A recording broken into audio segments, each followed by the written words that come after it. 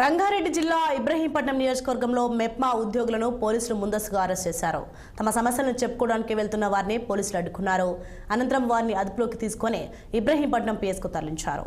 7 నెలలుగా జీతాలు రాక తీవ్ర ఇబ్బందులు పడుతున్నామని మెప్మా ఉద్యోగులు అపోయారు. గతంలో ఏ రాష్ట్ర ప్రభుత్వాలు ఇలా అరెస్టులు చేయలేదని తెలిపారు.